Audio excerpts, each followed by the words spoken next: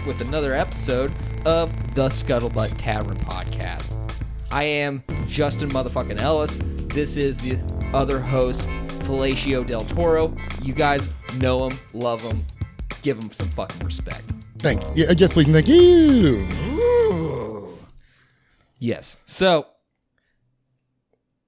it's been some weird times. I gotta say, there's a little bit of fucking a whole bunch of just shit just happening right now that is causing a lot of disturbance, especially the whole Roni situation, the Roni macaroni. It's killing every single sport except for the one, the only, the UFC. It's a good time to be a mixed martial arts fan. And you know what? I think a lot of that has to do with the fact that, the fighters know that they can still perform whether or not somebody's whether or not there's a crowd there or whether or not it's just an empty stadium. Because, I mean, these guys do it on a regular basis in an empty stadium anyways. Like when they're in practice, there's only a few people watching, like your coaches, your training partners. So that's really all the people that you actually have in there anyways. So why not just allow the show to go on? I mean, shit. I mean, especially if you can take a little bit of that revenue from the pay-per-view and actually kind of spread it out throughout the UFC organization to their different employees and shit, and plus that means that these fighters, because since they're under, contract, they're contracted people, they don't get paid a regular salary. It's not like, I mean, I do think it is in the contract that if they don't fight those fights for some reason because of the UFC or some sort of extenuating circumstances, that then they do get paid. I see.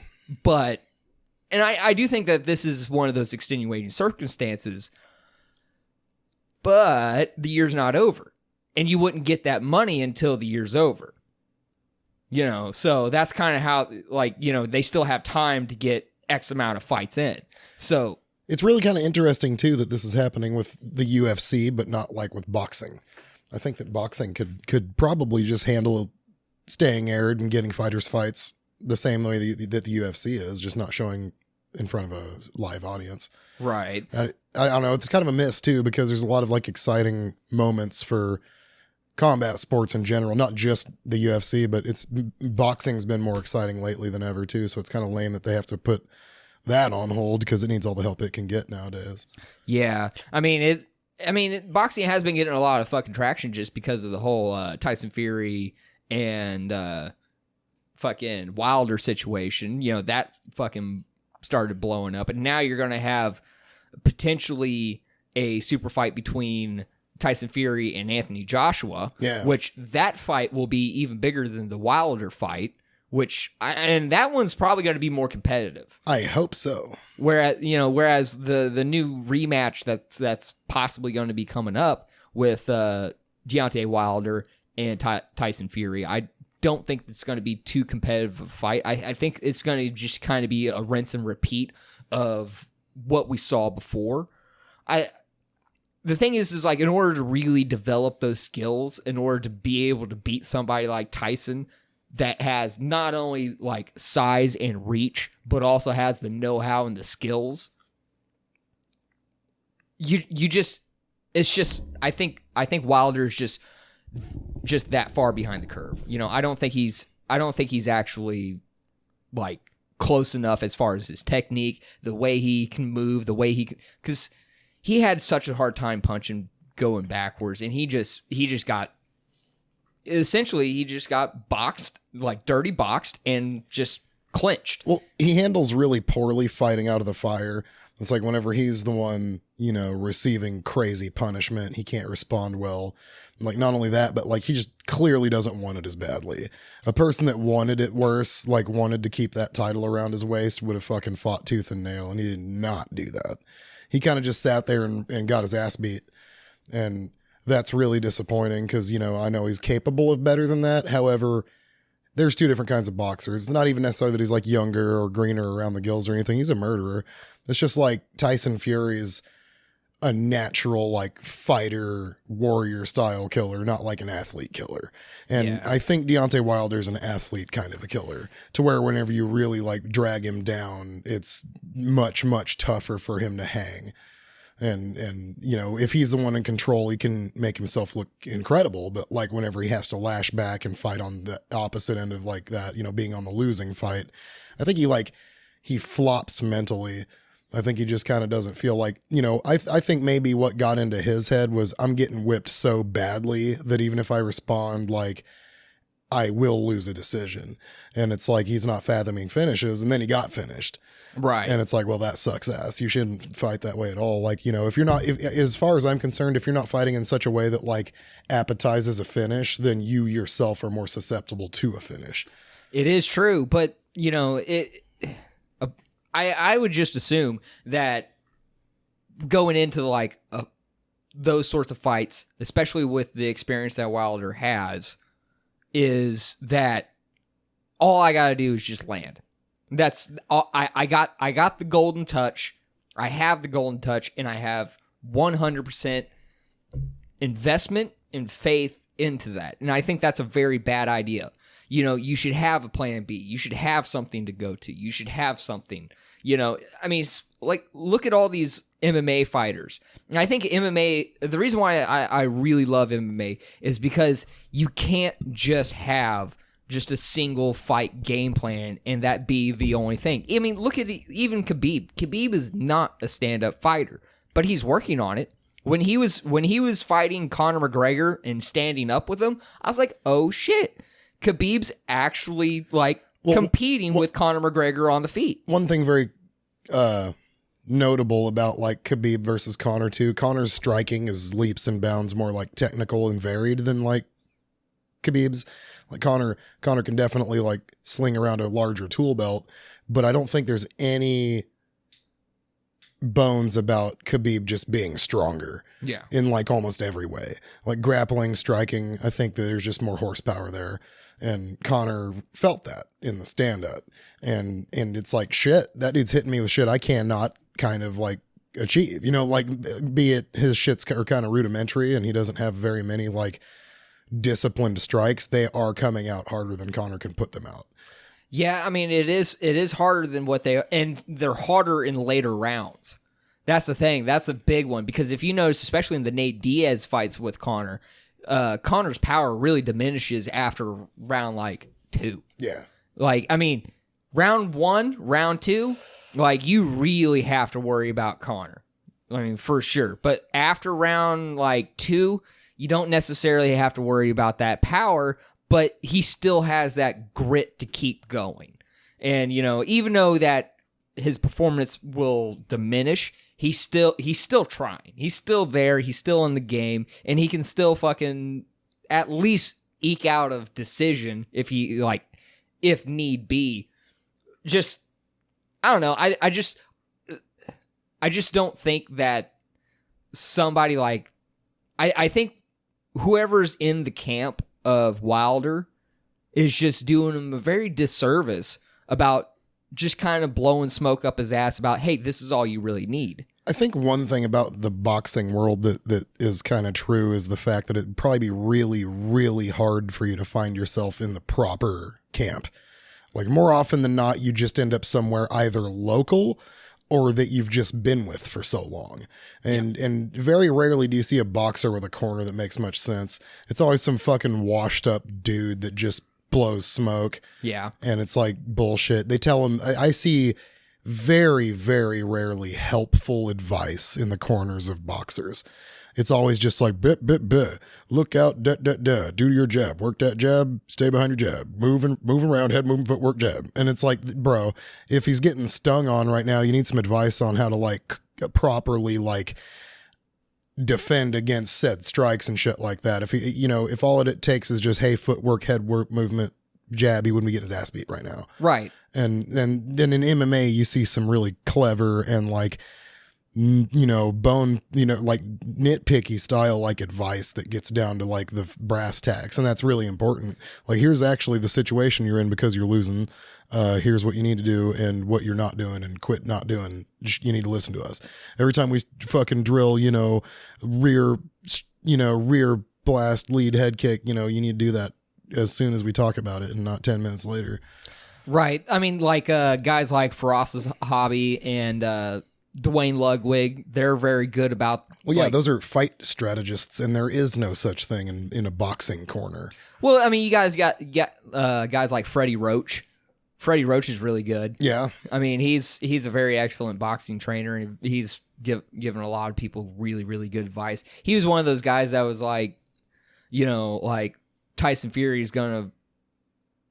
I think he was talking about... Wait, I think Tyson Fury went to Freddie Roach whenever he was fighting Wilder for the second time. I think he dropped that one dude to where he was all like, that young trainer that he had in the camp before in the first Wilder fight. I think he dropped him, I know for sure, but I think he dropped him for like an actual training camp. That'd be good.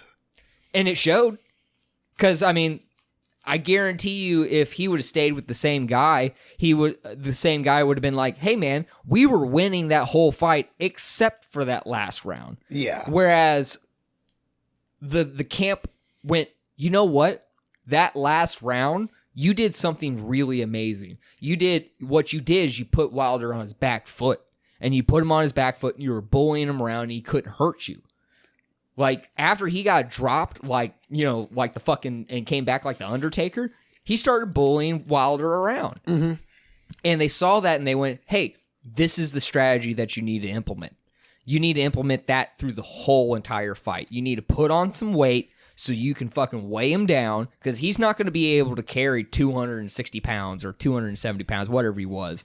He was up there in the weight. As far as like his weight. Oh yeah, he obviously weighed lots more. I think he came in like 30 or 40 pounds heavier than he did in the fight before. Nice. But it wasn't fat. No. It was fucking muscle. Yeah, no, he came in there just a bigger fighter than Deontay. And you could tell that weighing him down and like really getting him actually like physically fatigued was something that set in super early in the rematch.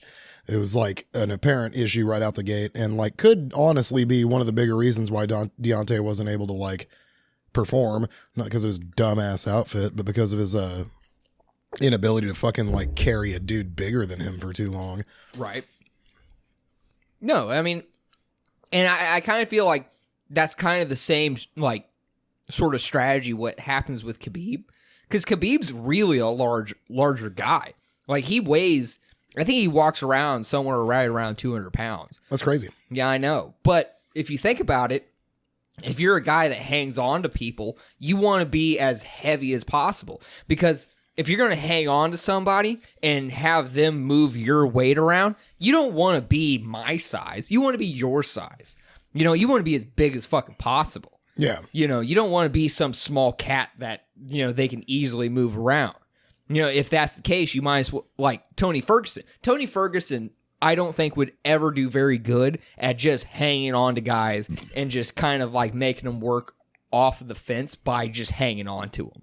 Like, he would, I don't think he would tire enough dudes out. There would be guys he would be tiring out because he's a fucking animal and a workhorse, and just he would constantly be getting grips. There's two different kinds of like the kind of cage work, and like Khabib's good at a kind that so you got the Khabib kind, and then like the Randy Couture kind, the kind that can just like pin you down and cause you to like fatigue, the kind that is better to apply. Yeah, the kind that's better to apply to a guy that is larger than you, just so you can cause him to work more, while you're just like putting a lean on him and like sticking him to a spot. Then it makes a larger dude have to become more active, and the more that a large dude has to like peel away and just like fight to like stay on the surface makes him less effective, versus the guy who will just flat like put you on your back. I don't give a fuck who you are. Yeah. And that's the much more effective wrestling method, the kind that neutralizes you as a fighter and not just kind of like depletes your stamina. Yeah. I mean, also, I think the Randy Couture method honestly works better the heavier you are. So, like, if you have heavy weights, because of the fact that you are moving that much mass all the time. And with Randy Couture being that he was a smaller heavyweight. Yeah. Because wasn't he the light heavyweight champ there for a little bit? Yeah, and then he went and he dabbled heavyweight for a bit, and like Randy Couture's style of wrestling works better against large dudes because like he would do it all the time. That's how he worked Tim Sylvia. Oh yeah, just Tim was too big to like to clinch wrestle and keep himself grinding. Yeah, all it is a grind. He couldn't keep himself grinding for a full championship fight. Not to mention the fact that like once he started to breathe heavy, he was getting punched. And like Randy Couture punches are only worth anything if you're tired. Yeah. And whereas Khabib punches are worth everything. Yeah, at most times. Khabib punches are dangerous all the time, but on the ground, that's like worse than a Mark Munoz punch. That's the kind of punch that'll fucking bounce your dome off the canvas and cause you issues of their own. Like with Randy Couture, I feel comfortable with a person like that sitting on my chest, beating me up, and not being worried about a finish. I don't think I feel comfortable with anybody sitting on my chest beating me up. You should. You try it one time. It's kind of no, I have. It's liberating. No. See, the thing is like at one point when I was at the Fight Club, there was this guy that was. I mean, he was nice fucking dude, really cool guy. He would show you shit and everything like that. But he was like he was like Dusty Boy size. Oh, he was fucking huge, like and just naturally big. And then I rolled with them, and like I couldn't do shit to this guy. It wouldn't matter how much jujitsu I had at that point. I would have to be at least like a brown belt, black belt, and he was like a blue belt. Yeah, like you would have to be like that technically sound. You'd have to be really, really good. But yeah, I've heard some funny shit. Like I remember one time hearing Frank Mir say, because he got tapped by Joe Stevenson when Joe Stevenson was a lightweight. Really? Yeah. And he's like, that's like a motherfucking vice grip. He's like, there's not a lot of weight to it, but the pinch down that it had was so much I had to quit. Well, yeah, but I could never get into that position to do that because, I mean, it's just there's so much mass on top of you. And the thing is like when you have that sort of, especially when they mount you, it's like, holy shit, I can't even fucking breathe at this point. It's like if someone's it's like if someone had like huge fucking thick legs and then put a triangle down on your sternum and to where you can't fucking breathe. Because you try to expand your diaphragm out and it just doesn't go because of the weight that's sitting on top of you. And then not only that, you also have their giant ass fucking gut that's right in your fucking face, just smothering you. And it's just, there's no way that you're going to get out of that. No way at all. Not no way at all. But it's one of those things that just kind of, like, you kind of understand, like, weight to size ratio. It's like, when somebody is that big and you're this small, it's like, of course they're going to be able to do this to me. The key ingredient at that point is just like time spent. It's like, while you may not be able to like successfully do a whole lot, you'll notice that like if you struggle for too long, they can't hold you down as well either. That is true because I will like make a like notation to this, like a little asterisk, is the fact that I'm a white. Not only was you're a white boy. I'm a white bread boy. Chicken ass shit. Ugh, cracker ass honky. Cracker ass honky motherfucker. Take your ass back to the boondocks, you son of a bitch. No, but not only was I a white belt at the time, I'm still a white belt now. At this time? At this time. Oh. It's funny because I was rolling with a guy and he was like, man, you seem like about like a 6-month white belt. And I was thinking about it, I was like, this is about 6 months. Yeah, you're about right. you're pretty like spot on with that. It's like, wow. It's like, what's funny is because like guys who sit there and roll with people, like get your level of experience. Like they know like where you're at. Yeah, they were there at some point too. And they're like, oh, you're just about like a 6-month white belt. And I'm like, it typically takes a certain amount of time to reach a point. So it's easy to gauge that sort of thing. Unless you're a freak and you just get going quick. Like BJ Penn when he was a younger man. Yeah, won, You know what's funny? world championship. BJ Penn had the like greatest like upward angle and then had the greatest downward angle afterwards. Mountain. I mean, he had a fucking it was like it was like a spike. Yeah. Because there was a very short period of time to where he's a world beater. But then right after that, it was just like, dude, you can't beat. I mean, you're fucking losing fights in a fucking parking lot at a fucking... Oh, that was yours. What do I need to do? Click it. Or ticket. Click it or ticket, motherfuckers. That's right. Don't drink and drive. Like John Jones. Or drive with a seatbelt. Whatever. You'll do what you want to do. You know, it's... shoot a firearm. No, yeah, BJ no, actually don't do fucking any of those things. Matter of fact, I want you to guys know, do not be like John Jones right now. No, be like him when he's not got free time. Yeah. When he's busy working. Yeah. John Jones with free time. Just don't be like John Jones. What? Chase the same kind of like results, but don't be him. He's bad at that. Yeah. You know, that's a weird one to me because it's like, it's not like he's had this like horrible past. There's like nothing really in his past that you go, okay. Like he had parents that loved him. I mean, obviously he didn't grow up in like a super impoverished home. He went to a nice school, got an education, fucking started fighting, became the youngest UFC champion ever. Mm-hmm. And it's just like, he is one of the biggest fuck ups in our sport. And he has no, like, and I don't want to shit on him just because it's like, you know, oh, you had all these advantages. But it's like, you know, you have no excuses. I don't necessarily think that it's, I think half of his issue is like, not to the extent of like a Conor McGregor of any kind like that, but like he's been put on a pedestal too much. And like, I think that whenever you end up in that point, it makes you feel exempt from things. Yeah. And so like he doesn't give a shit. Like as he walks around in his free time, I don't think he really thinks he's a civilian. Well, I think he thinks he's fucking worth more and can get away with more. And I think that he gets drunk and dwells on that idea too much, and he comes out in public and does whatever he wants, and then he gets in trouble for it on a regular basis. Yeah. And, yeah. And that's, you know, I think a lot of it has to do with he's probably the baddest fucking fighter in the world right now. Like, who else? I mean, you could argue Khabib, but Khabib has not fought the people that John Jones fought. No, and like, I mean, this is hard to say, but like whenever you're in a higher weight class, John's the prime person to call the best fighter in the world. He'd whoop a dude that's too heavy to be faster than him, and he'd whoop a dude that's too small to be as strong as him. And so that puts him in a really nice opportunity to call yourself best in the world. Because even if you could call Khabib best in the world, John would whoop him. Yeah. Ain't no way about that. Yeah, see, and also, let's not fucking, like, I am a hands down, I am going to say it like this. Israel Adesanya is probably, like, my new, like, favorite 185-pound fighter. Like, he's running for the GOAT, like, status at this point. Yeah.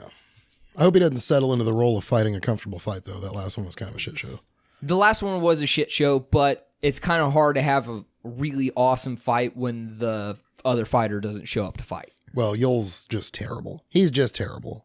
Oh, yeah. I have never had anything good to say about that dude. But also other than about the fact that he looks like a Greek god. No, he doesn't. He looks like a fucking Cuban god. Old, getting old kind of steroid boy that is flopping around.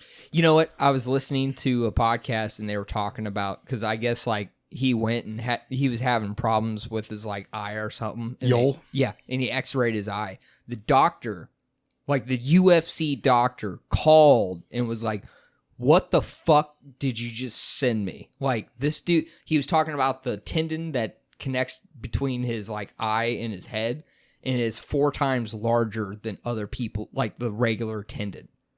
It is huge. That dude's eyes are super attached. Yeah, they're not fucking coming out.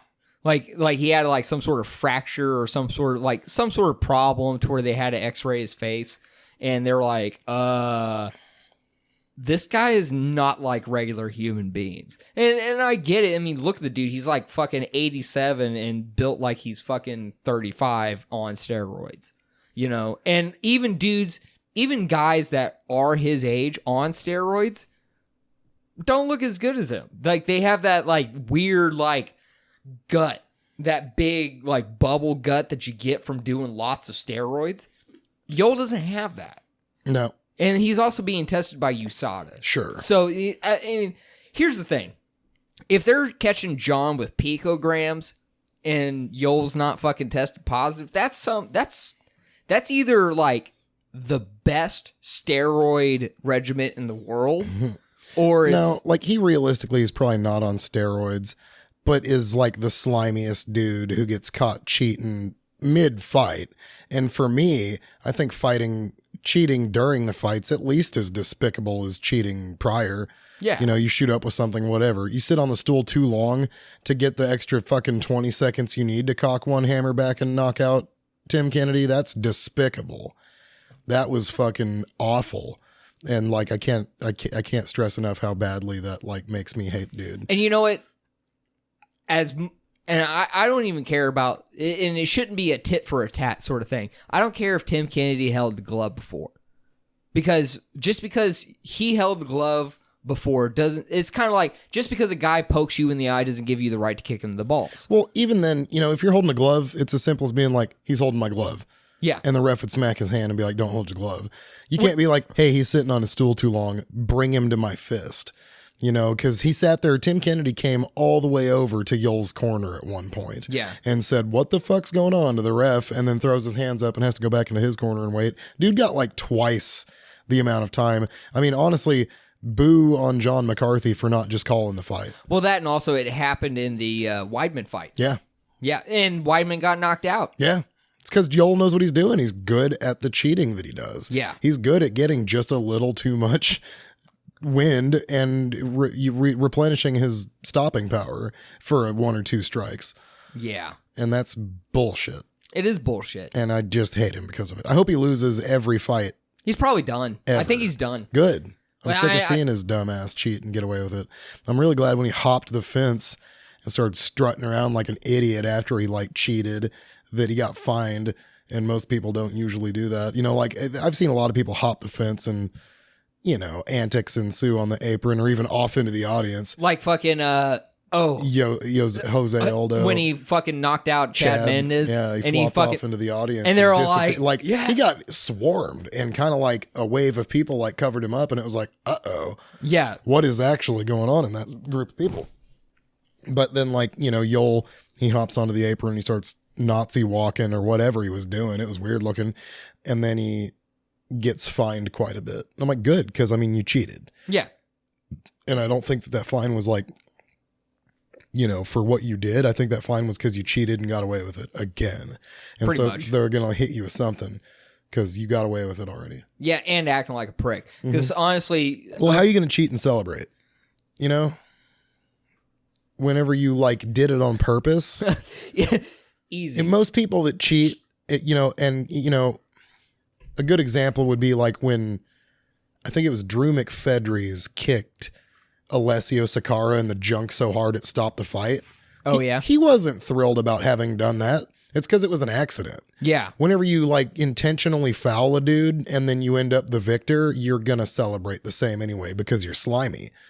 You know, and that's a kind of a tell. The fact that he hopped and jumped onto the apron, he started doing his celebratory blah, blah, blah. It's because he knows what he did. Yeah. And he got away with it. So he's happy. Of course he's happy. Loser. Yeah. I don't like that. I don't like that guy. I'm not a big fan. Nope. I can do that. I mean, he's got some cool knockouts, but it's just like, at the end of the day, and he's also a freak athlete, but at the end of the day, if you're going to try to circumvent the rules, and you're going to try to because I mean, the way I look at it, it's like, we're going to agree on rules to a combat. So we're going to agree instead of trying to kill each other.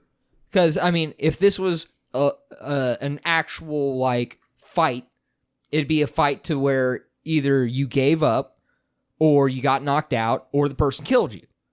Like that's one, like that's the only three options you get. There's no stopping the fight. If this was an actual fight, there's no stopping it. The only stopping is if one of the contenders, actually, if both the contenders decided that they were going to stop the fight.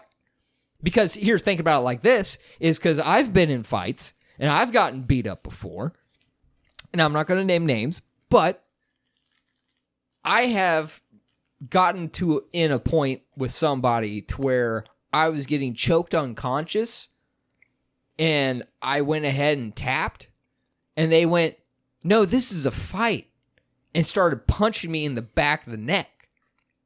I'm not going to name names because that's not what this is about, but this is highlighting what happens in real life. The real life situation is there's no tapping. You're going to go unconscious, and the person that's going to do what they want is going to do what they want. You are at the mercy of that person, or at the respite of somebody there to save you that says, "Hey, this is not cool." You know, and luckily I had somebody there to be like, "Hey, whoa. You know, like, he's fucking tapping. Quit fucking punching him in the neck." Right. You know, and, you know, in a UFC fight, you have very agreed upon rules. Not only do you have agreed upon rules, you have legislated agreed upon rules to where you have a governing body that is federally recognized as a governing body in order to sanction these fights. So this is not only a rule set that I agree upon or you agree upon. It's everybody. Everybody agrees that says, "Hey, this rule set is allowed," and you'll fucking disregard that rule set. Now, should Tim Kennedy be admonished for grabbing the glove? Yes. He cheated. That is cheating. But also at the same time, Yoel cheated. He cheated. So you have people cheating. You know, it's like this is cheating at this point. You know, and then he knocks somebody out. But it would have been not so big of a deal if he hadn't have done the same thing with Chris Weidman. Yeah. More than once. That's the thing. It's like not the first time he's done it. He did it in 2 rounds. And I remember watching the Chris Weidman fight and throwing extra fits because I was already so familiar with his shenanigans in the Tim Kennedy fight. And it was like, oh, here we go again. You know, he knows exactly what he's doing. And I knew he knew what he was doing the first time he did it too. And this is a guy who's seasoned at like bending the rules and fucking winning by, you know, not whatever means necessary, but by winning on the edge of the rules, you know, like he's very familiar with just obscuring that line. Oh yeah. And like, that's bullshit. I mean, but I also don't want to just sit here and just talk about Yoel Romero, because Yoel Romero, honestly, he's done. He's over with.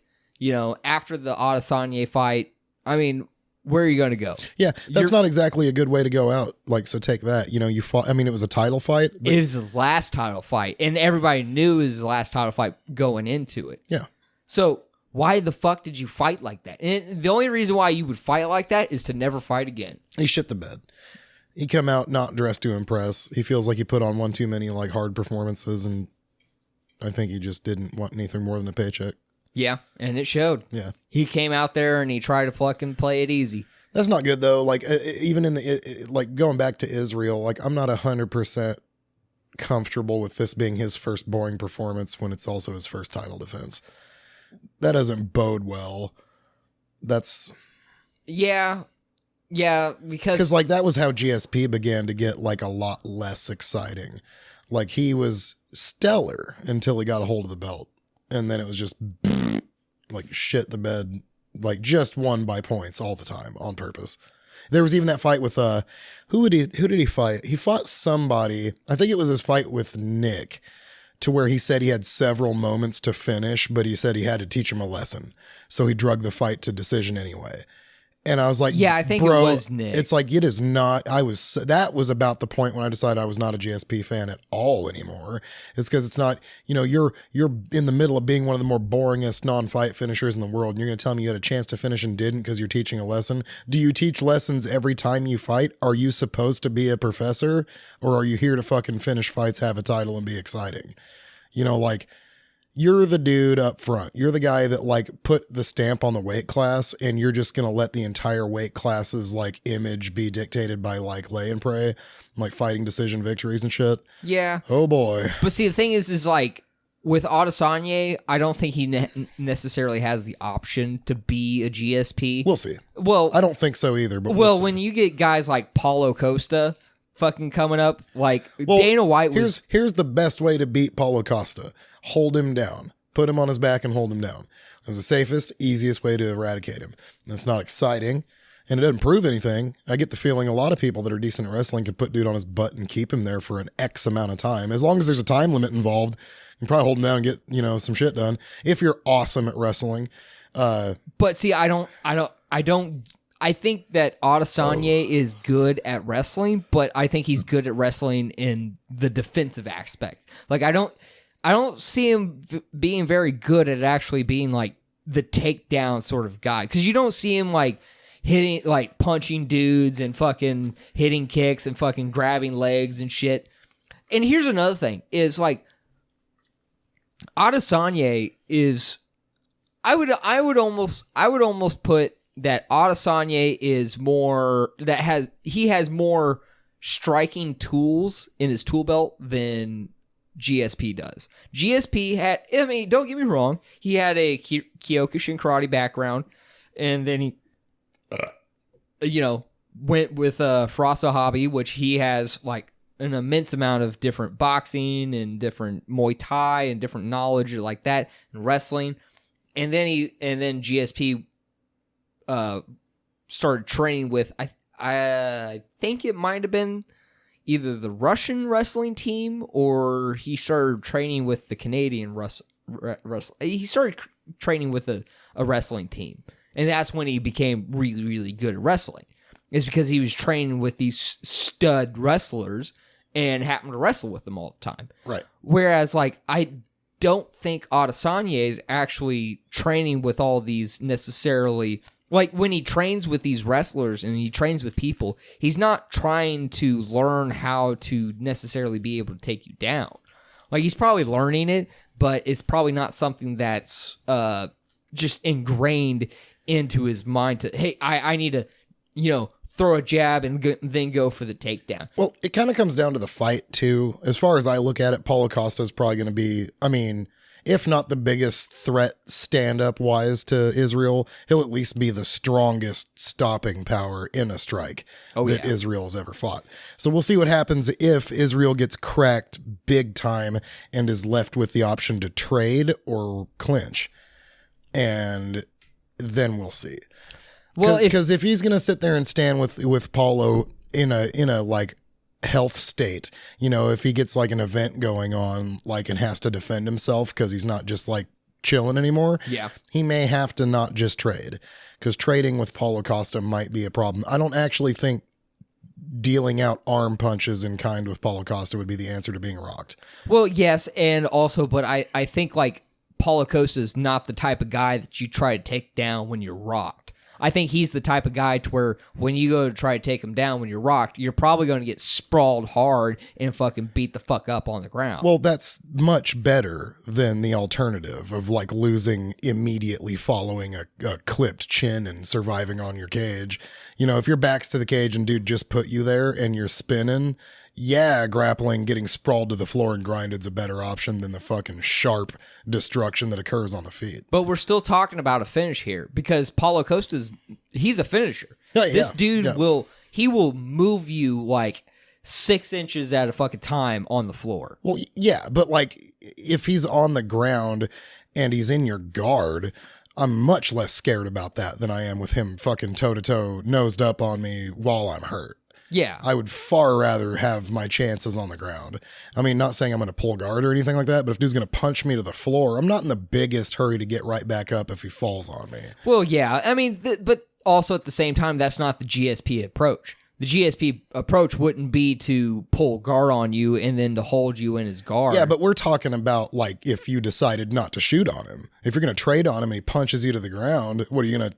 Well, even if you do shoot on him, I don't think you're going to get the takedown. Like I don't know. Who does he train with? Who is like Paulo Costa training with, like in the ground game? I don't think dude's like a wicked wrestler. No, but all he needs is like, some decent sprawl and brawl. Like he all he needs is some decent takedown defense. I don't think so. I don't think it at this point in the game, at this like level in the weight class, I don't think you can say all it takes is. And I don't think that that's all it is either. I don't think that all it takes is him having just a little bit better sprawl and brawl activity. He is not a ground fighter. I think it's pretty black and white, really. I think if I'm going to fight Paulo Costa and he's going to knock the shit out of me, I should be tying up with him. If not just because I don't know if I can get him to the ground or it'll be a struggle or he may beat me up if he sprawls me, I'm tying them arms up. That dude's beating me with his arms. And if I grab onto him, he's going to try and fight that off with said arms and prevent my face from damage right now. Yeah. And that's the only important thing about tying up with a guy who wins at a trade. Like if you're fighting a guy who stands in front of you and hurts the shit out of you, like Dan Hardy or something like that, that dude's not awful at wrestling. But if he straight arm hit me with a lead hook and like starts my legs up and he runs up on me the way he does, I'm fucking shooting on those legs. And that's not what I do. And that's the thing. You get a guy who's so decent at striking, you got to figure out what he's slightly less good at. Yeah. But I also, my biggest rebuttal to that is, well, actually the biggest rebuttal to Israel being a boring champion is the Kelvin Gaston. Well, I want to interrupt you there. I'm not trying to call him a boring champion. It's just what if. The first time I've seen him... Hypothetical? Yeah, the first time I've seen him boring is subsequently after securing the title. And that just...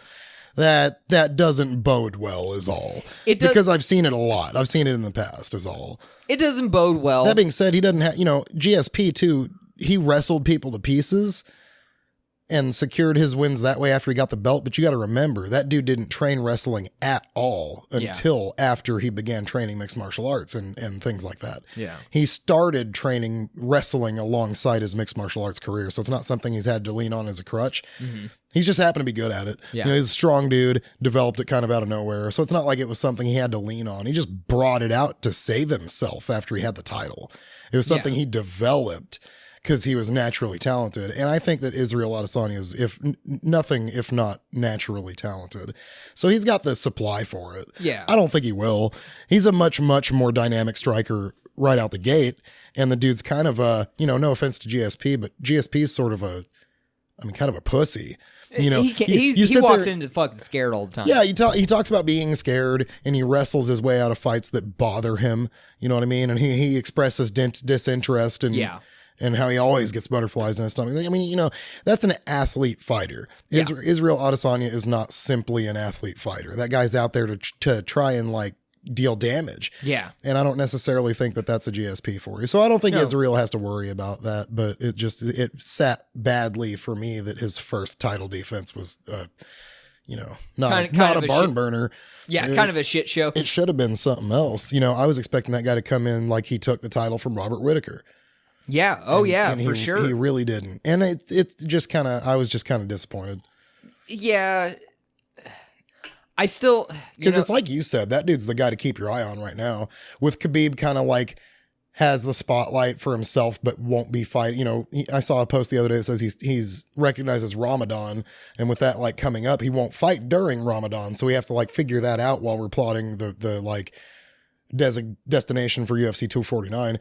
And so that's in limbo. John Jones is in trouble. Who else is there to look at? And it's Israel. Israel's the big dude on campus right now. And he's got the gusto to like make it be a thing. He could be the biggest dude. He could be Anderson Silva next. Well, and actually I'm glad you brought up Anderson Silva because let's not forget Anderson Silva versus Damian Maia. Anderson Silva is a very, very talented fighter. He's a very exciting fighter, But that Damian Maya fight was a fucking shit show. That was a shit to bed motherfucking... Because of the possibilities. Yeah. Anderson knew for a fact that was one of those dudes that could threaten him on the ground. Well, I kind of feel... Whose black belt was actually worth more than his. Well, and I also kind of feel like Israel's game plan during the Yol fight wasn't a bad game plan. I mean, he fucking chopped that front leg. I mean, he fucking just, okay, if you're going to stand here, I'm going to pot shot you and I'm going to chop your fucking front leg. When I get the chance, I'm going to punch you in the front. I'm going to punch you in the face. I'm going to fucking grab that single leg and punch your leg. I'm going to wing and fucking huge hooks into your knee bone. But see, that's the thing. It's like, as soon as you... Not really. Like, what Yol was doing, and it's such a bad game plan. Like, it's not a good game plan. It's just just to wait. Just to wait. I mean, it's not the... Nope, that was mine. My light's yellow. Is that weird? It's not weird. Cool.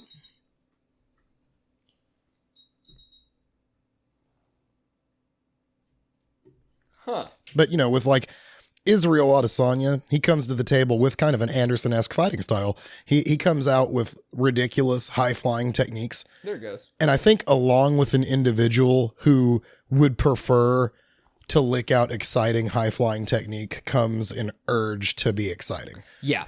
And I don't think GSP has that in him at all. No. Well, the thing is like GSP is going to fight his fight.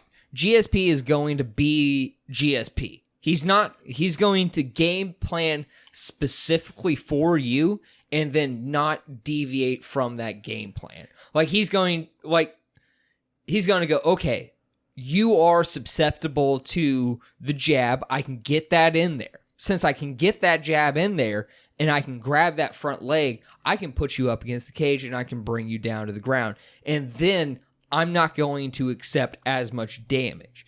And the thing is like GSP's whole game plan was just not to take damage. Like that was the big thing. Is just his thing was I don't want to take damage over a long period of time. So like each individual fight wasn't as exciting because of the fact that like he didn't want to take as much damage. And I get it because he didn't want the bodily harm. He didn't want the fucking trauma. Like, he didn't want the exchange of... Like, he wanted the exchange of money for fight to be less than the trauma that he was actually accepting. And I think it's a smart idea, but it's not... It's not something that's, like, fan-friendly all the time. It's poisonous, though. It's poisonous. And the only reason I can say that is because if a human would argue the fact that, like, oh, be safe, do whatever it takes to win, don't be exciting, don't listen to Dana White, blah, blah, blah. It's about being in charge, winning. Dude, you'll get fired for losing. Yeah, you will. You will get fired for being boring and losing the first time. John Fitch. The example to make. The most boring fighter that you wished would fucking lose lost and got fucking fired after a huge stint of successes. But the fact of the matter is, every time that John Fitch fought, there was a large dip in viewing. Like views, everybody knew what's up. John Fitch was so fucking boring that every time a John Fitch came on, the fight cards suffered over it. Like there would be a huge lapse in actual tuned in viewers on like a non-audience scale. And that is, if not the biggest reason, one of the reasons to get fucking shit canned when you lose. And if you're going to say it's like, oh, then deal with him, do what you want, you know, you got to beat him. It's like, well, good. Someone will beat him one day. And when they do, you're fucking gone. Yeah. And like that should be something to worry about. If you're going to be boring as fuck or if you're going to fight for safety, listen to that. You're fighting to stay safe. What the fuck are you doing? Well, then you find guys that actually make the sort of like move around that's like Masvidal.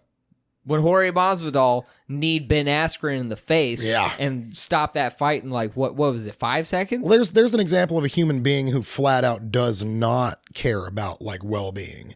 There are some dudes like Nick Diaz, Chris Lieben, Jorge Masvidal, and fucking dudes like that who come out to fight you and who cares what happens on the way to it as long as I get my licks. Yeah. You know, like I'm not actually out here to like necessarily win as long as I get points across and like get my hand on you. Yeah. And like that's all there is to it. Like if I come in there with any bug in my head about trying to not get hurt, then immediately I diminish my own worth as an athlete or a combat fighter rather. Yeah. If I come in there as a combat sport, like a participant and at the forefront of my mind isn't like effectiveness and like trying to fucking, you know, win, then like there's a problem. If my first thing on my mind is not getting hurt, I'm in the wrong sport.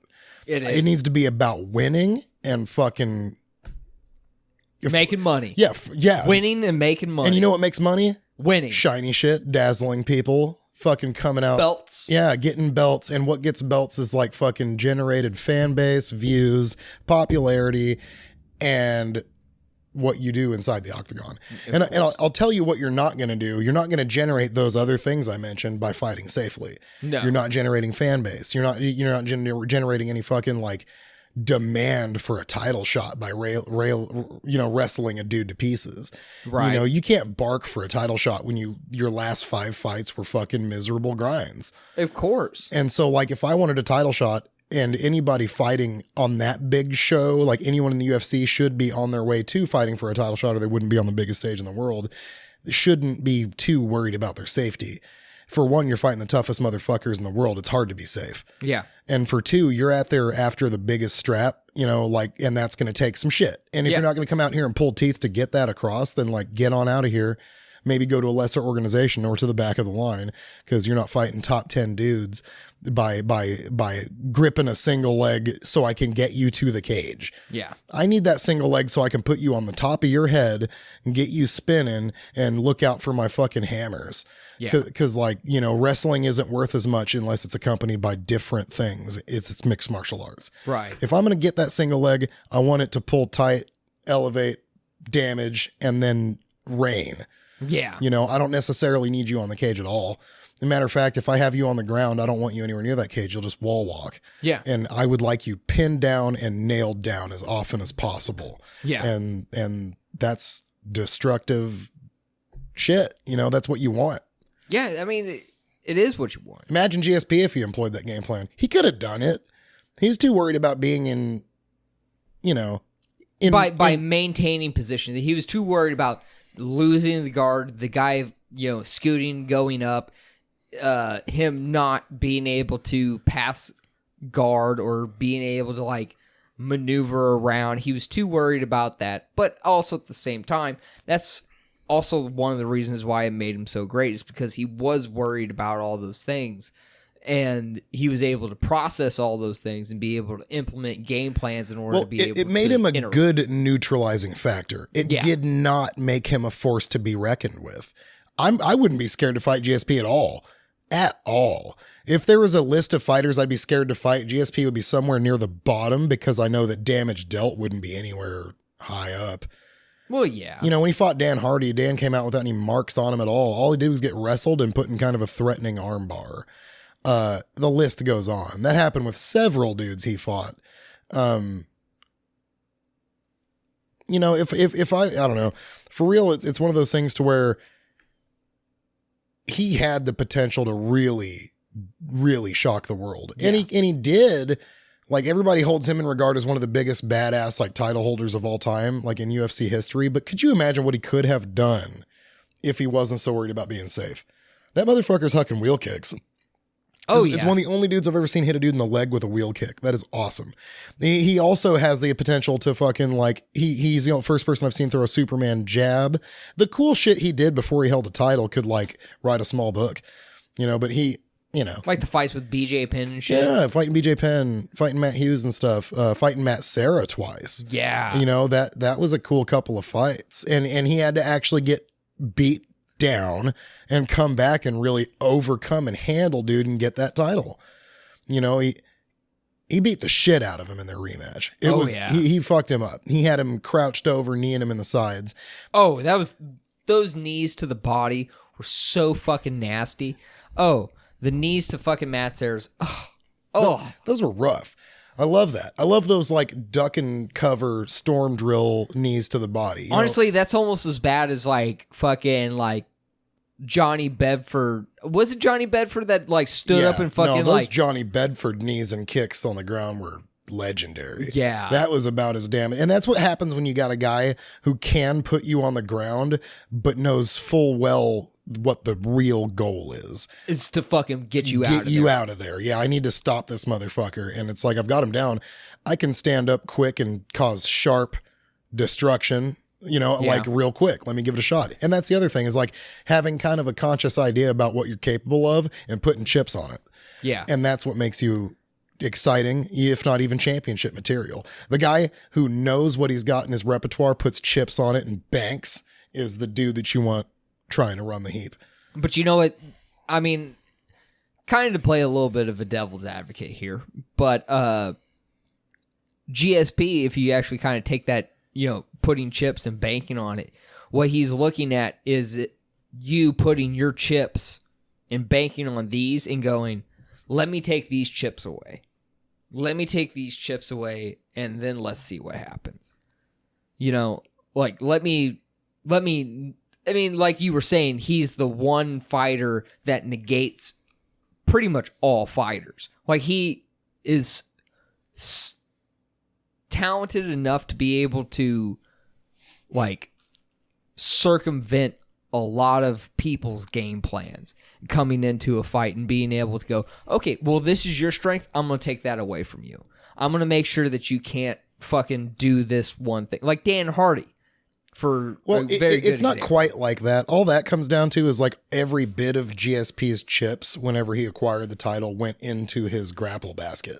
Yeah. Meanwhile, everybody else that comes out, even if a guy were, like, I don't want to, Dan Hardy comes to mind again. A guy who simply wanted to strike with GSP. A gentleman who 100% put all of his chips down on the striking. Every bit of his chips just don't quite equal up to the pile of chips GSP happens to afford for his ground game. And what a shame, because like GSP has to put all his chips on his ground game. But like if you've got so much to distribute, like, bro, you're not a slouch on the feet. If GSP wasn't so afraid of receiving damage, we might have seen a champion that would have rivaled, when you talk about best champions of all time, it's Anderson and John Jones.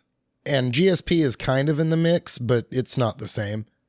No, it would be like Anderson. No, it'd be, I hate to say it, I think it would be John Jones then. It's kind of hard to say because Anderson never got in the same type of trouble that John Jones got into. So I think Anderson's a better candidate to be the best champion because he never got into this type of shit that John Jones. If John Jones would have never got into any of the shit that he would have gotten into, he would be the best champion. So John Jones is second because of himself, not because of anybody else. Yeah, if you want to look at the big picture, because like I'm sure that at no point in time, I don't feel like Anderson would be able to stop John. But that being said, John put himself on hold so often, it would give a dude like Anderson time to rack wins. Yeah. And that's... Well, not only rack wins, but like do it in, a very good fashion. And the thing is like, Anderson's not a bad dude. No. Whereas like with John, it's like he goes back and forth between playing the heel and then the victim. And then it's just like, he's all over the map. It's kind of just like, you're an awesome fighter, but fucking get an Uber and fucking chill out, bro. Well, we've been putting up with John Jones's like antics for ever. Fucking ever. You know what I mean? Since like 2009. Like dude's been in the spotlight since then. It's been over 10 years and we're still to this day going, oh great, look at what John Jones just did next. Because like that dude popped in on the scene fighting dudes like Matt Hamill and Vladimir Matyushenko and just running fools in the dirt. And then he fought like Shogun Hua and fucking worked him. Yeah, that was like 9 years. Yeah, because I mean, didn't he start out by throwing a flying knee against Shogun? I think so. I think that was the one that he started the flying knee out. Just come out against like Shogun, who in his prime. And this is before Vader, who So this is before like all the fucking cardio problems and shit. Yeah. The funny thing is too, I remember whenever John was like at press conferences for the Shogun fight, there was this dude in the audience and he's all like, have you seen Shogun fight? Do you know what you're getting yourself into? I know I'm just saying. And John's like, yeah, dude, like, come on. I've seen him. I know what's up. And then John came out there and beat dude to smithereens.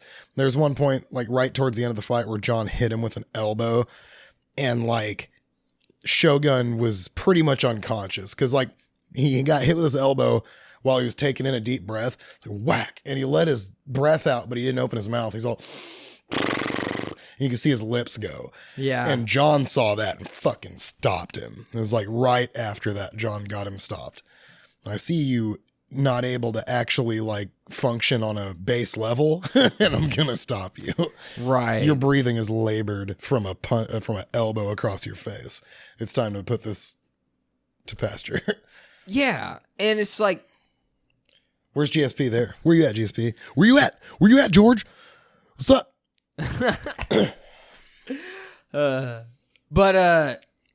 Yeah. Dude, I miss that. I miss where you at, George. Where you at, George? Like fucking every time fucking Nick fought. I like when he fought BJ Where you at, George? Well, when he fought BJ Penn, he's like, wow, you really put the boots to him. That was your most impressive performance of all time. What do you think about that? He's like, I don't think George is hurt. I think he's scared.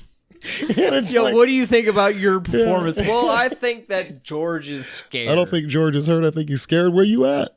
Where you at, George? And then they show George in the audience. Camera gets on George, and George is just not happy. He's like, God damn it. I can't avoid this dude anywhere I go. Just. What do you think about your fight with BJ? Well, I don't think George is hurt. I think he's scared. What do you think about your fight with George? Well, I don't think George is hurt. Yeah. I think he's scared. I don't think he fought me like someone who wanted to hurt me. I think he was scared. I think he wrestled me. I think the only reason why Nick hasn't fought yet is because he's waiting for George. Probably. And George is like, I'm not ever going to fight Nick again. Fuck that. Yeah, something tells me he wasn't really interested in doing it in the first place. Yeah. Something tells me the Nick fight probably worried him more than any other fight.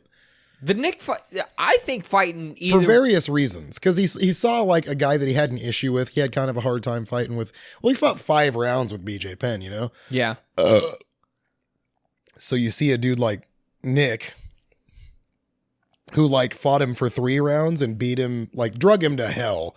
You know, like the beating that Nick put down on BJ in 3 rounds exceeds the beating that GSP put on anyone in 5 rounds. Actually, the beating that Nick put on BJ Penn exceeds a lot of people. Oh, it was like amazing. It was a record-breaking ass beating. And if I'm not mistaken, I don't think that record got broken until Nate fought Donald. Because it was a 3-round fight. And it was like most strikes landed record. And it was like, good Lord. And Stipe has most recently beat that, I think. Really? Did he? Yeah, Stipe beat that on... Oh, who did he beat that on? Cormier? No. Damn it. It was a long fight. It was a decision where he just licked out volume. And as a heavyweight, that's really impressive. Well, as a heavyweight, it's a little easier to get across too. Like, because I don't think it is. Well, it's two-sided. It's interesting because of like... Yeah, they're heavyweights, but then it's interesting too, contrary, because like you got to see who's on the other side of you. Yeah. Like whenever you're fighting in heavyweight, you could very easily have a dude that's a lot bigger than you. Yeah. And so striking more often than him becomes quite a bit easier. Yeah. Meanwhile, if you're fighting at welterweight, there's not a differential like that.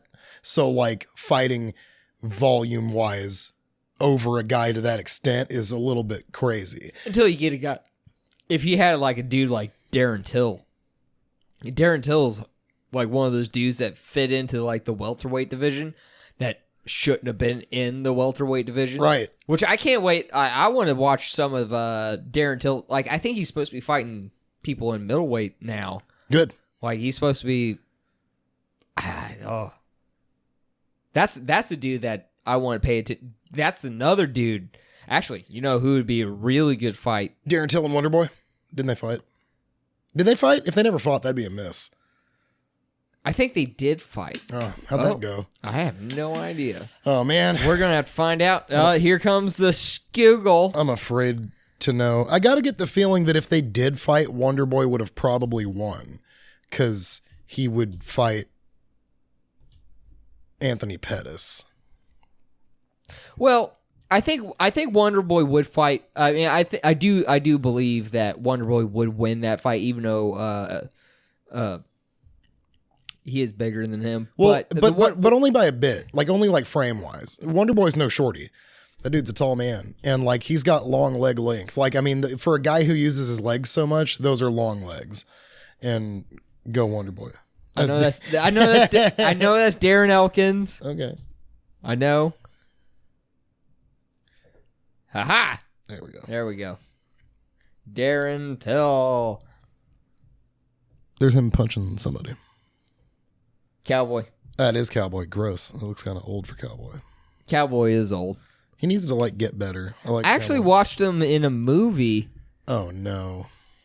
Actually, it wasn't bad because he was actually throwing kicks. Look at that young boy picture wearing a polo shirt. Looks like a douche.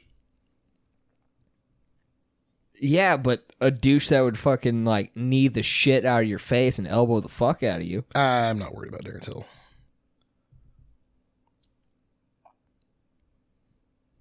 Need me all he wants. See these shin bones. Need me all you want. Oh, he did beat him. Wow, he beat Stephen Thompson. Decision. He beat Kelvin Gastelum.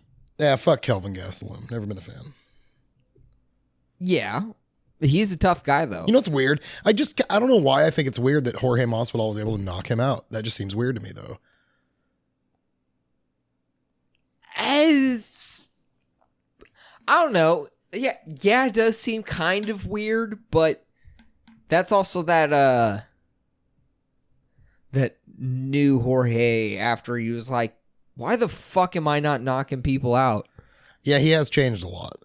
Like, I hated him back in the day when he was rocking like a short ass haircut and he was being stupid. Like every time he got kicked, he would just like shrug at you and act like you're an idiot. Yeah. I don't know. I just really didn't like him at all back in the day when he first made his UFC appearance. I thought he was just like a loudmouth, but he's really kind of stepped his game up. I think he's good. I like him a lot. That Diaz fight really... I did not want him to win that fight. No, I did not want him to win that fight either, but I was very impressed by it. He's good. Like, I don't hate that he won that fight. Especially when Diaz fucking like... But Nate's like my boy. Like, when he threw that fucking punch at him and he like swerved under this way and fucking kicked him in the face. Oh, that was... I mean, don't get me wrong. I am a Diaz fan. Yeah. Diaz... all the fucking way. But Jesus Christ, was that a fucking beautiful... It's just the worst time to stop that fight, though. Like, when Diaz was actually showing signs of, like... coming back. Yeah, they just go ahead and stop it from a cut. And, like, I showed you that fight the other day. I don't know if you remember much of that, but that big-ass cut that Melvin put on him. Yeah. That was gross, dude. That was a nasty, jagged, like, 3-prong cut on the side of his head, and I thought it looked worse. And they didn't stop that fight, and Nate would come back and submit the more tired opponent, like I'm supposed to. You know, this is if you actually look at it here, this actually tells a pretty decent story here, because the people he lost to was Tyron Woodley, which I hate Tyron Woodley. Yeah, but he was the champ at the time. Yeah, and it was by a Darce choke, and then he lost against Jorge Masvidal. Like, these two guys. If you're talking about, like, championship quality, like, Tyrone has the athletics to be championship quality. I mean, there's no denying that. He's one of those super freak athletes. Darren Till missed weight whenever he beat Stephen Thompson. Oh. That's disappointing. He also missed weight whenever he fought that Yesin Ayari guy. But see, that was at 170 pounds, though. But see, when he fought Kelvin, that was at 185. What does that mean there then? When he fought Stephen Thompson, catch weight 174 till missed weight. Yeah, because it was at 170. He moved up a weight class when he fought after he lost. Okay. After he lost to Till. I mean, not lost to Till. After Jorge Masvidal. Jesus Christ! So that means he missed weight by 6 pounds when he fought that dude in Stockholm, Sweden. 5 pounds. because you get a pound allowance. Oh, well, it's 170. It is, but you get a pound allowance unless it's a title. So it's 5 fight. pounds. Yeah, so it's 5 pounds. See, the thing is you get a 1 pound allowance unless it's a title fight. Then you have to weigh in exactly what it is. So he missed 3 there. But he weighed in exactly for the Woodley fight. Interesting. And he weighed in exactly for the Masvidal fight. So he was in weight with those ones. But this was a middleweight fight. He only won a split decision against Kelvin at middleweight. That's disappointing, dude. I wonder, that doesn't bode well because, like, Kelvin's a dude that got forced into middleweight because he's too fat to be a welterweight. But, man, Kelvin at middleweight he's kind of a motherfucker to deal with. Like, he's one of those smaller guys, and he doesn't have a lot of technique behind him, but what he does have going for him is fucking power and grit, and he's just one of those dudes that he just does not quit. He's that fucking guy that you think you're going to put away and you can't. Unless you're like Israel. He didn't put him... Well... Israel stopped him. Yeah, but it was... Dude, it was... That, honestly, that was the fight of the year. Like, the Kelvin Gastelum, Israel Adesanya fight, that was one of those fights that, dude... It was... Oh, no, it was a decision. My goodness. How about that? Yeah, that's what I thought. It was a decision. Huh. But it was one of those fights to where dude was fucking, like, Israel was clocking him and then fucking drop, like, Israel would get dropped and then fucking Gaston would get dropped and then Israel would get dropped. And it was one of those fights to where it was just back and forth getting dropped and fucking throwing punches and fucking getting ham. And it was just a dirty fucking drug out fight to where it was one of those fights like, to where you go, holy shit, fucking this dude's rocked. Oh shit, this guy's rocked. It's just that you couldn't. You were on your seat the whole entire time. Like, no. Kelvin Gastelum smoking weed. Well, he should. Yeah, I mean, why not? He should Go for it. He's over for marijuanas. Look at him. Look at that Hawaiian shirt. I'd rather not. Well, now you are. Well, there's Darren Elkins. Look at his funny face there. Yeah, that one. That one? That's funny. I think that was after He's the king of funny faces, isn't he? Yeah, how about that? Why are you doing that? Well, no, I think that was the fight to where he was fucking losing the whole entire fight, and he just, like, ended up, like, fucking beating the shit out of him, like, last minute and fucking knocking him out. Yeah.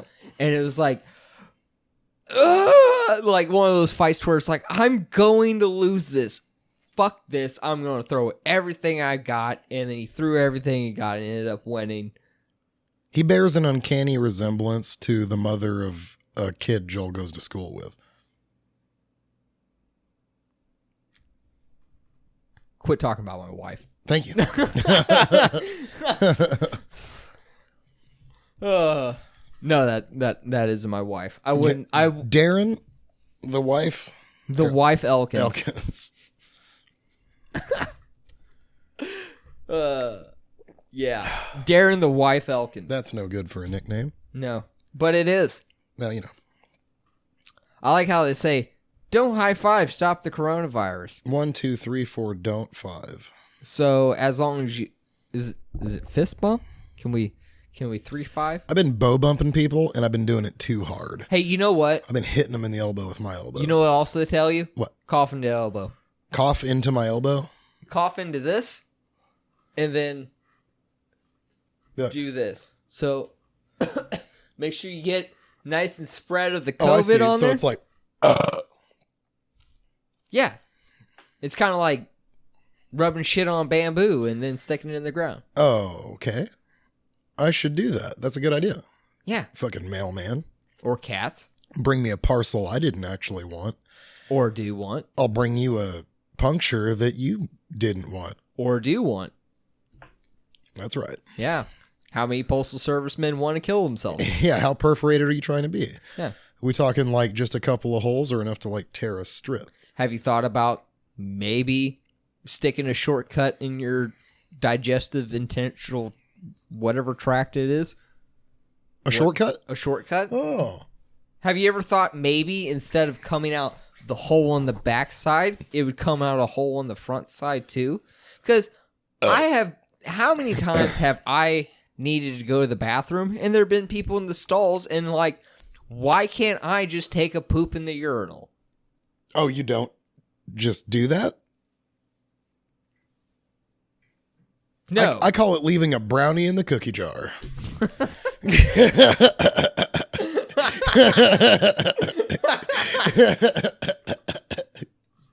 Oh, I wish I could do that. You know, it'd be so weird is because I'd be like turned around, like shitting into the urinal, and somebody else would walk in and be like, "What's up, Dave?" Yeah, hi. Sorry, this one's occupied. Yeah, occupado. And it's like, it's the urinal. They squat on the urinal next to you because they don't want to feel like they're doing, like it's wrong. There's only one urinal. Oh. Actually, you know what? Occupied. Yeah, it's occupado. But, yeah. Oh, man. Dude, so, like,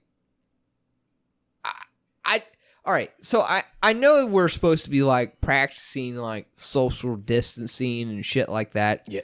It doesn't seem like people are doing that at all. No. Like, it seems like what's happening... Are you talking about it, like, at the park? At the park. I gotta go pee real quick. You go pee. Okay. I'm going to explain this shit. Because today, I actually went out fishing, and when I went out fishing, I actually decided to go early in the morning because I kind of figured that people aren't going to be, up early in the morning in order to actually do any sort of like... Your chair's a death trap. It is. And that's the reason why I put it there. You're not going anywhere. Stay here. Rawr. See, the thing is I'm running out of sausage, so you got to stay here so I can eat you forever. I would make a good link meat. Yeah, you probably would. A nice good marble. Maybe a good steak or a roast. I think he has some good roast. Like some good, nice marbled roast. But see, the thing is like, when I was out there, it's like, it seems like since everything's kind of closed down, everybody's condensing it into one thing, which is the parks, which is supposed to be open aired, but, how much is open air actually open air? Especially, I go kayak fishing all the time. And when you go kayak fishing, there's actually a pretty good deal of separation between people because you are in a watercraft. But as I was out there watercrafting around, what I was noticing is there's a lot of people running in groups. And a lot of people biking in groups. A lot of people walking in groups. So you have these immense amounts of groups walking around all at the same time, running around all at the same time, and biking around all at the same time as everybody else is.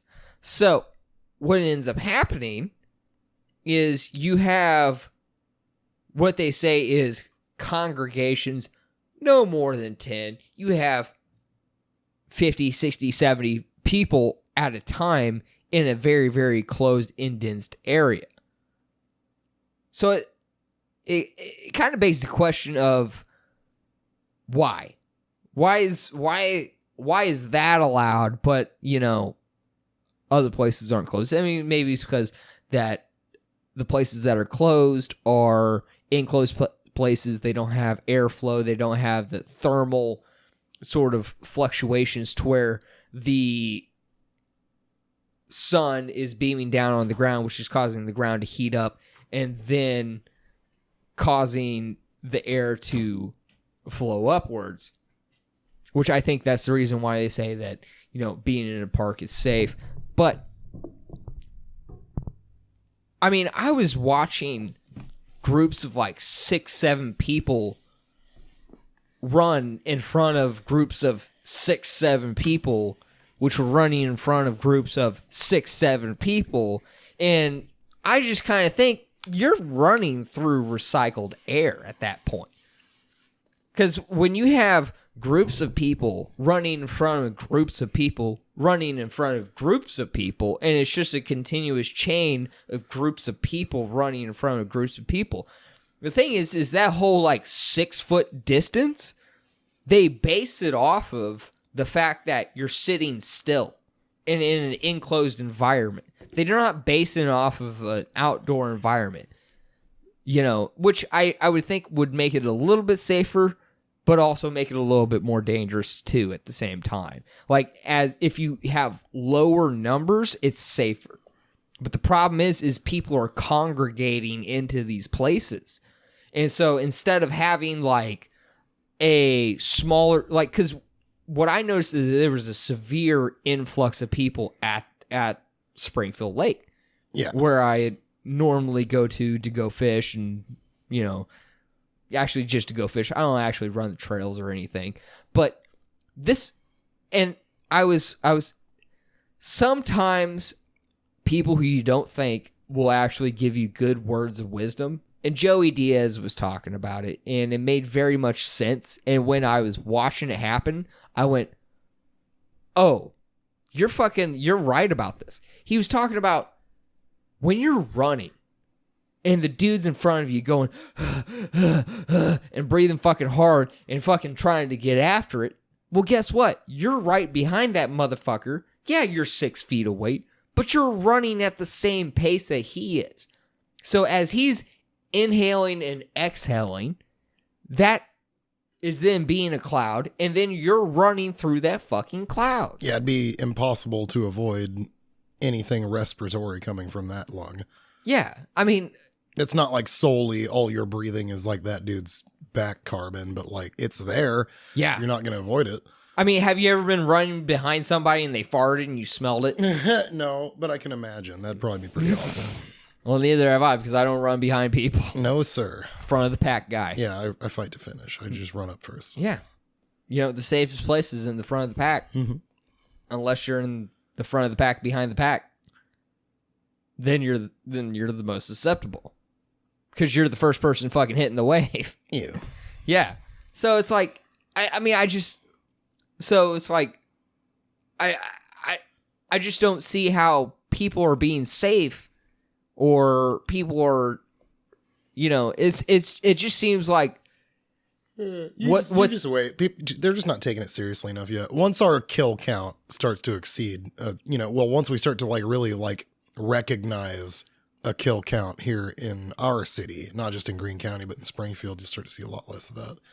People are still kind of in a shallow state of disbelief. They're like, it's cool right now. But it's... Well, yeah, I mean, it is cool right now. But see, the thing is like, it's cool right now because we don't have enough necessarily test everybody. Well, they're the kind of dudes that are going to like increase the kill count because it's all based on like it's, past person to person respiratory. Yeah. So like when you're standing 30 deep breathing on each other, if anybody in there's got it, now you've all got chance to get it and spread it to those you love.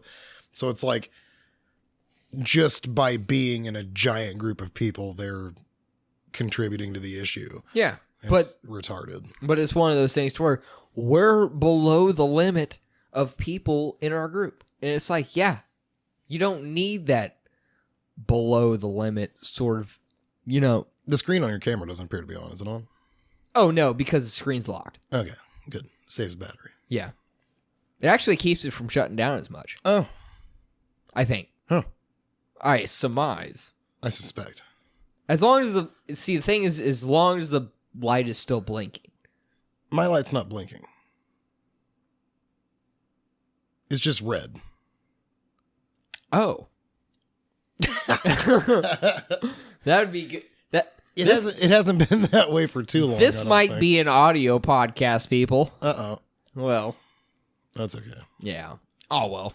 Audio podcast means it'll come out even quicker. Yes. Yeah. They're in it for the juicy voices. I have juicy voice. Yeah. That is. Mm-hmm. Yeah. Especially Fellatio del Toro over here with the juiciness. Yeah. I get the juices flowing. That's probably the best porn star name anybody has ever come up with, and it came from fucking Psych. It's incredible. That has to be one of the best like ways to introduce somebody is like, oh, and this is my partner Fellatio del Toro. Yeah, that's really good stuff. I do like that. So is your shit just like not on? Can you press the button? I mean, it makes a noise. It's red. That's all I know. Is it blinking now? Yeah. Okay. I wonder when it stopped. I don't know. Because I figure if it died, it'd just go off. It wouldn't be red anymore. I don't know. Huh. Interesting. It is interesting. But let's see where we're at. $1. Oh shit. Look at that. We're already hitting the fucking end of this podcast. Well, I'm gonna tell you. Well, looks like Well, yeah. You know what? You know what the great thing about this is like, fucking, we get to actually still sit down and we still get to sit here and do this podcast and you know, even though it's like, I mean, we really didn't talk about the whole COVID shit. We actually just sat here and fucking talked mixed martial arts for the most just business as usual. Pretty much. And the thing is like, I really want to kind of keep it business as usual. Not to like fucking be like, oh, there's nothing going on. But it's really more just like to say that I'm not an expert about this shit. And it's like, it's already here. It's already happening. And the best thing that, honestly, the only thing that I could tell anybody, and the best thing I could tell anybody is to just use common sense and to have patience. You know? Yes, in a situation like this, I mean, it's best to recognize that, like, when playing poker, you don't get to choose cards or anything. You just get to play cards you're dealt. Yeah. So it's really fruitless for a person to try and act like there's something to be done about it. It's kind of just like holding on to your belt. Yeah. And speaking of holding on to your belt, my name is fucking Justin Ellis, you motherfuckers. Yeah, and I'm Fellatio del Toro. Also known as Adam Gossett. And if you want to follow us on some social medias, you can follow us there. And you can also follow me on Instagram at Justin_TDP Fishing. And if you want to, you can also find me on the Top Water Podcast. This is another podcast that I do. And if you guys want to keep following this podcast, go to the fucking the Scuttlebutt Tavern podcast channel. I think it might just be Scuttlebutt Tavern. It might be Scuttlebutt It might be Scuttlebutt Tavern podcast, and it's probably the Scuttlebutt Tavern podcast channel. Go there, subscribe to it now. Now the best thing to do is to fucking share this shit. So, I mean, I'm not exactly great at sharing shit. I'm pretty bad about it. I'm a stingy human being. I like to keep things to myself, but sharing is good. Sharing is caring. If you're one of those individuals that gets to a Christmas season and go, gosh, I enjoyed giving something. Yeah. Give this podcast. And this is the COVID Christmas season, so go ahead and share this podcast because guess what, motherfuckers? I have to pee. There you go. So let's fucking shut this shit down. Peace.